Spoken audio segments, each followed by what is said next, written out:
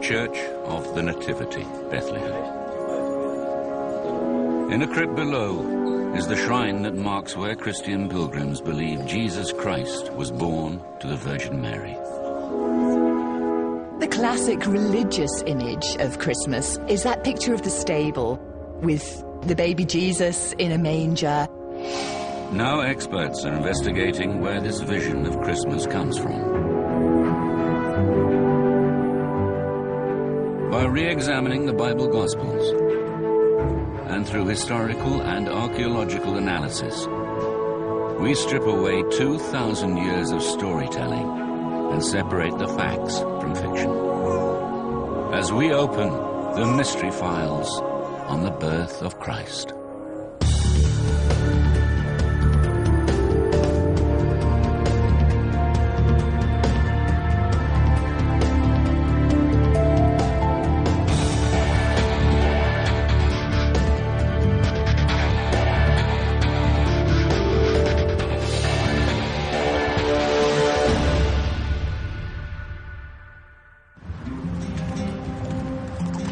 First-century Judea. Joseph is traveling with his pregnant wife Mary from Nazareth to Bethlehem. The Romans have ordered them to take part in a census.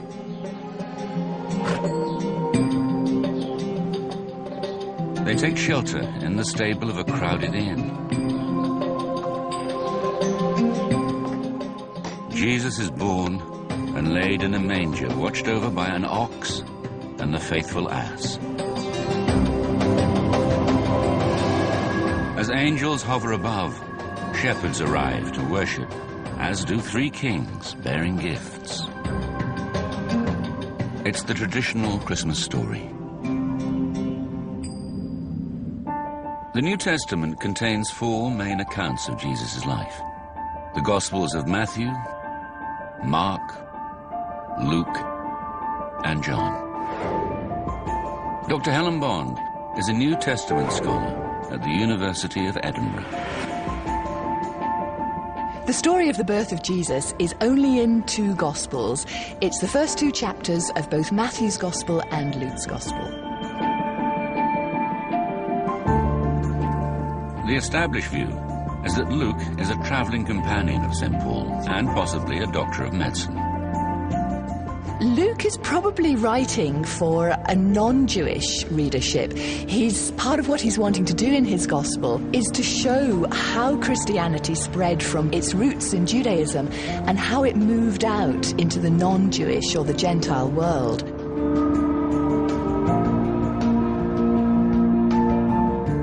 Matthew's account is widely held to have been written for early Jewish believers in the divinity of Jesus. Traditionally, he's been said to have been one of Jesus' disciples and linked to Matthew the tax collector. The Gospels of Matthew and Luke form the basis of the familiar nativity scene. But they agree on few of the details. Matthew and Luke agree that Jesus' mother was Mary, his father was Joseph, also that Jesus was born in Bethlehem, and that there was something unusual about his birth, specifically that his mother was a virgin when she conceived Jesus. There are shepherds in Luke and not in Matthew. And there is no mention of the three kings in either Matthew or Luke. Giza Vermesh is Emeritus Professor of Jewish Studies at Oxford. In the Gospel of Matthew, we have simply the mention of wise men or magicians or astrologers coming from the east, following a star, to greet the newborn king. In the conventional nativity story, the astrologers become kings. The Gospels don't mention how many there were. Historians think the idea that there are three magi is derived from the individual gifts they bring: gold, frankincense, and myrrh. The animals in the tableau are also not featured in the Gospels themselves. They probably come from an Old Testament prophecy about the coming of the Messiah. The traditional picture of the stable with an ox and an ass and the baby, it comes in fact from the book of Isaiah, where the prophet says that the ox and the ass know their owner, but the Jews don't know me, God says. Another key part of the Christmas narrative, the journey from Nazareth to Bethlehem, is found only in one gospel. Luke talks about a census that was ordered by Augustus and was taken by the legate of Syria, who was called Quirinius. And we know that this census was a historical thing and was taken at the time when Judea became a Roman province. Luke describes how the census requires the highly unusual and unlikely custom of returning to the place of your ancestors' birth. We have all this census brought in to explain why Joseph and his heavily pregnant wife had to undertake this cumbersome journey from Nazareth to Bethlehem. According to Luke's Gospel, Joseph is of the family of King David, so he must return to the town of David, Bethlehem.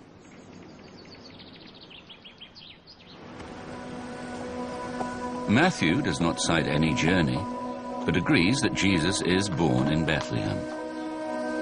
It's in Luke that the familiar story of arriving in Bethlehem, where there is no room at the inn, is found. But Luke makes no mention of the stable portrayed in most nativity tableaux. Archaeologist Shimon Gibson is an expert on the Holy Land of the 1st century CE. He believes that this 2nd century BCE village near Jerusalem holds clues that the references to the inn have been mistranslated. In the 1st century, visitors to a given village or small town would be put up in a house which was set aside for visitors who weren't staying in their houses of people within the village or town, relatives and so forth. So in this case, on the arrival of Joseph and Mary to Bethlehem, they were invited to stay in one of the houses within the village. The Greek word Luke uses, kataluma, can be translated as guest chamber, not inn in the sense of a paid lodging. Luke writes that Mary wraps baby Jesus in swaddling clothes and lays him in a manger. But Professor Gibson thinks the manger in Luke is also misinterpreted. This is a typical ground floor of a house from the 1st or 2nd centuries BC in a village on the outskirts of Jerusalem. These kind of sort of ground floor parts of a house were typical of all periods, including the time of Jesus. And it's here that the animals were kept. A manger wasn't a trough filled with hay. A manger is actually a room which includes troughs for animals. This was the warmest room within the house, and so if you had a guest, you wouldn't take them to the upper rooms, the private parts of the house, but you would offer them to stay within the manger. Jesus was probably born in a chamber similar to this. So animals may have been present at the birth of Jesus after all. Usually, we're talking about beasts of burden, such as donkeys and sometimes horses. And you would have chickens that were also kept in little chicken coops within the structure itself. Sheep and goats were always kept outside in animal pens. Archaeology puts the donkey back in the picture. Another recurring feature in religious images of the Nativity is that of angels hovering over the scene. Only Luke actually has angels in his account, and the angels come and appear to the shepherds, and it's through an angelic message that they find out about Jesus. There's no indication that they follow the shepherds to the manger, though clearly that again is part of that tableau that people have in their minds. Luke's shepherds play a big part in the traditional Christmas story. But Professor Giza Vermesh believes that the references to shepherds could rule out a December date for the birth of Jesus. Shepherds, even in Bethlehem, did not keep their sheep in the fields at night in winter, but in various shelters. In fact, some early Christians celebrated the birth on either the 21st of April or the 20th of May. It's only later that the date is moved to December the 25th. The date for the birth of Jesus is a Christian institution dating to the 4th century. December the 25th was chosen because in the Roman world it was a feast, the feast of the unvanquished sun. One festival of light is simply transformed into another. The celebration of the birth of Christ. To Christians, the light of the world. But if the month of Jesus' birth is debatable, so is the year. Today, alongside BC and AD, we use BCE, or Before Common Era, and CE, Common Era, for the numbering of our years. It's a system that gives Jesus' birth year between 1 BCE and 1 CE, but it is a matter of much debate. Luke mentions a census taken in 6 CE because that was the year that Judea became a Roman province, and Luke specifically links Jesus' birth to this. Luke also says that Jesus was born in the days of Herod the King, which some people have thought means Herod the Great, and the difficulty with that is that Herod died in 4 BCE. If Luke is referring to Herod the Great and not his son, Herod Archelaus, then his narrative further clouds matters, as experts believe a Roman census would not have been ordered while Herod the Great was in power. King Herod was a so-called client king of Rome, and client of friendly kings were not subjected by the Romans to a census. With the Gospels apparently so full of contradictions, what is the evidence that a historical Jesus was even born at all? Flavius Josephus was a Jewish historian living in the 1st century CE. He makes a clear reference to Jesus in his chronicles. Flavius Josephus was near contemporary of Jesus.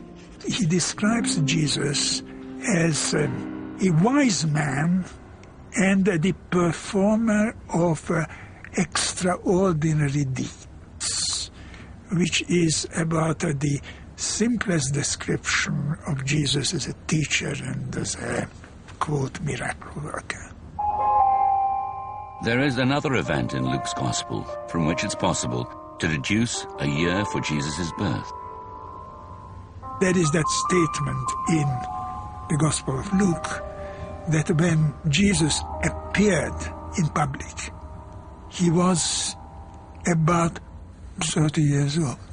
Now, Jesus appeared in public very shortly after the start of the public activity of John the Baptist. According to Luke, John the Baptist surfaces in the 15th year of the Roman Emperor Tiberius, the year 29 CE. So, if Jesus is 30 in 29 CE, this suggests the year 1 BCE as a possible birth date. Jesus would need to be at least 3 years older to have lived in the time of Herod the Great, or 7 years younger to be subjected to the Roman census. Therefore, at least a decade's discrepancy is evident within Luke's conflicting versions of events. Whatever the year of Jesus' birth, that Matthew and Luke place it in Bethlehem fulfills another Old Testament prophecy, this time found in the book of Micah. But thou, Bethlehem Ephratah, which art little to be among the thousands of Judah, out of thee shall come one forth unto me, that is to be ruler in Israel. But it is in Nazareth, near Lake Galilee, that both Matthew and Luke say Jesus spent most of his life. He's known in the New Testament as Jesus of Nazareth. And so they had to get over this problem that Jesus has to be born in Bethlehem, but then he grows up in Nazareth. And the way that they do it is quite different in each gospel. Matthew writes how the Holy Family flee to Egypt to escape Herod's purge of newborn Jewish boys, conducted to eliminate the infant Jesus, seen by the king as a future threat to his throne. On Herod's death, the family moved to Nazareth. Luke states that Mary and Joseph live in Nazareth even before Jesus is born. Both Matthew and Luke talk about Mary's virginal conception of Jesus, but the way that they describe it is rather different. Luke has Gabriel appearing to Mary, and the story is really taken from Mary's point of view. As far as Matthew is concerned, we only hear that Mary is suddenly found to be with child, and then the focus is on Joseph's reaction. He's outraged by this, and he's wondering about whether he should put Mary away silently. But then, of course, he has the dream that tells him that he should stay with Mary and raise the boy as his own. Both Matthew and Luke are fulfilling another prophecy of Isaiah. Behold, a virgin shall conceive. Mary's lifelong virginity has also led to Joseph being portrayed as elderly in many nativity traditions. The idea that Joseph was an old man with a young woman tries to explain why Mary remained a virgin after the birth of Jesus. Whatever age Joseph is, he is always present at Mary's side at the scene of the birth. But the reality would have been quite different. Birth in a first century Jewish family would be that only female members of the family are present together with a midwife. In first century Judaism, many matters of the body were considered spiritually soiled, and this uncleanliness could spread, if not checked by religious observance and ritual. The Old Testament book of Leviticus lays down clear rules of purity around childbirth. Archaeological finds in Jerusalem demonstrate how severe purification laws of the period were in some parts of the Holy Land. After all, Jerusalem was the city of God, and to be close to the house of God, you had to be as pure as possible. As today in Judaism, a special bath was used for spiritual cleansing. Every Jewish house of the first century had a mikveh, a ritual pool for purification practices. In terms of Mary who gives birth to Jesus, it would seem, based on the purity laws that existed at that time, that men would not have been allowed to be present. And while Mary is undergoing the purification rites within a ritual pool, men wouldn't have been able to access the room in which the birth had taken place, even to come into direct contact with the baby. Other recently discovered evidence from the time of Jesus confirms how intensely these laws were observed and how they may have impacted on the nativity scene. The Dead Sea Scrolls are a unique collection of manuscripts discovered in the late 1940s in caves near the Dead Sea.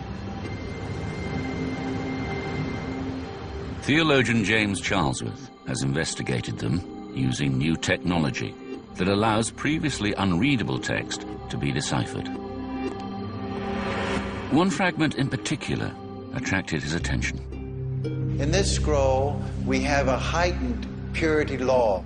It says that an impure woman, any house she goes into, the house is impure. So we can say during the time of Jesus, at that time in history, Jews put more emphasis upon being pure. Luke, whom many believe to be a non-Jew, does make some reference to the purification laws. Matthew doesn't mention them at all. But careful study of their Gospels reveals one thing they do both agree on. Most people think about Joseph being there when Jesus is being born, that he's with Mary during the time of her impurity, that is, giving birth. There is no New Testament text that says that Joseph was helping Mary give birth. There's no New Testament text that says he was there a day after the birth. Neither Gospel mentions anyone other than Mary as present at the birth of Jesus. And from the biblical, historical, and archaeological evidence, we now know that for the first week at least, if anyone were there to attend mother and child, it would probably only have been women. Today, scholars think the reason the two Gospel accounts vary so much from the likely reality of Jesus' birth is because neither Matthew nor Luke were associates of his. Luke and Matthew probably wrote sometime in the 80s or 90s of the first century. We've actually no idea who Luke is. Details of Matthew's life are equally hazy. Most people nowadays don't think that he was an eyewitness of the events. I don't think it's necessary for Christians to believe every last detail of the Nativity story. I don't think you have to believe that all of those details are historical. And I think it's the theology of these stories that's important. And that's really what these ancient authors are trying to get across. What Matthew's doing here, I think, is writing for people who've become Christian from having been Jews earlier, and so they're thoroughly aware of the Old Testament texts. They're expecting some kind of a Christ, and so what Matthew is doing is assuring them that everything about Jesus was already foretold in the Old Testament. And Luke has a very similar message. Jesus is the Christ. That's the word in Greek for Messiah. He is the Messiah for all those in the world. So Luke is much more universal. Matthew has one audience and Luke has another, but they have the same message. Luke is going to bring out the humility of Jesus. Matthew is going to bring out the kingship of Jesus. The familiar nativity scene. A composite of the Gospels of Matthew and Luke. Some Old Testament prophecy and centuries of supposition. But beneath it all lies the simple truth of the birth of Christ. Behind that, maybe behind the shades of history, we can find the shadow of a man, the Galilean, that will come out of the hills of Nazareth and change our world.